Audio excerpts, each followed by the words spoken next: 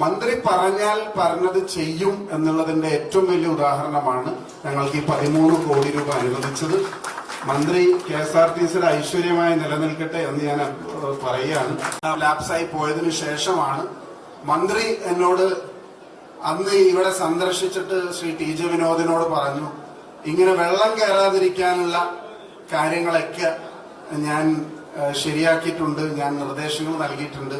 നമ്മൾ ചെറിയ അറ്റകുറ്റപ്പണികളൊക്കെ ചെയ്താൽ ഈ വെള്ളം സ്റ്റാൻഡിലേക്ക് കയറാതിരിക്കാൻ ശ്രമിക്കും. ഞങ്ങളെ സംബന്ധിച്ച് ഒരുപാട് നൊസ്റ്റാൾജിയുള്ള സ്ഥലമാണ്. ഞങ്ങൾ KSU പ്രസിഡന്റ്, ജില്ലാ പ്രസിഡന്റ്, സംസ്ഥാന പ്രസിഡന്റായൊക്കെ ഇവിടെ നിന്നാണ് തിരുവനന്തപുരത്ത് പോകുന്നത്. ഒരു വള്ളക്കുഴിയാണ്.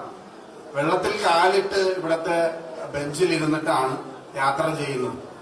ഈ തോട്ടിലെ ഏറ്റവും മലിനസമായ വെള്ളമായിരുന്നു ഇവിടെ കയറിക്കൊണ്ടിരുന്നത്. അപ്പൊ അതിൽ നിന്നെല്ലാം വ്യത്യസ്തമായി ഇന്ന് ഏറെ സന്തോഷം പകരുന്ന ഒരു ദിവസം. ഞാൻ മന്ത്രി പറഞ്ഞപ്പോഴും ഇത് നടക്കുന്നു കരുതിയതല്ല.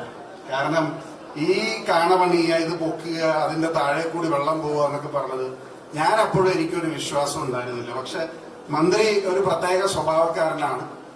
ചിലപ്പോ ഉദ്യോഗസ്ഥരായിട്ട് വളരെ പച്ചയ്ക്ക് തന്നെ കാര്യങ്ങൾ പറയും. ചില മന്ത്രിമാരോടും ചിലപ്പോൾ കയർത്ത് സംസാരിക്കും. പക്ഷെ യഥാർത്ഥത്തിൽ നമ്മളെ ഒറ്റ സെക്കൻഡ് ഒന്ന് കഴിഞ്ഞോ. വേറെ ഒന്നുകൊണ്ടല്ല, മന്ത്രി പറഞ്ഞാൽ പറഞ്ഞത് ചെയ്യും എന്നുള്ളതിന്റെ ഏറ്റവും വലിയ ഉദാഹരണമാണ് ഞങ്ങൾക്ക് ഈ 13 കോടി രൂപ അനുവദിച്ചത്. മന്ത്രി KSRTCയുടെ ഐശ്വര്യമായി നിലനിൽക്കട്ടെ എന്ന് ഞാൻ പറയുകയാണ്. അദ്ദേഹത്തിന്റെ പടം എവിടെയെങ്കിലുമൊക്കെ വെക്കുക, ഒന്നുമില്ലെങ്കിലും തകർന്നു പോയ മുങ്ങിയ കപ്പലിൽ നിന്ന് ശമ്പളം കൊടുക്കാനെങ്കിലും അദ്ദേഹം തയ്യാറായി എന്നുള്ളത് ചെറിയൊരു കാര്യമല്ല.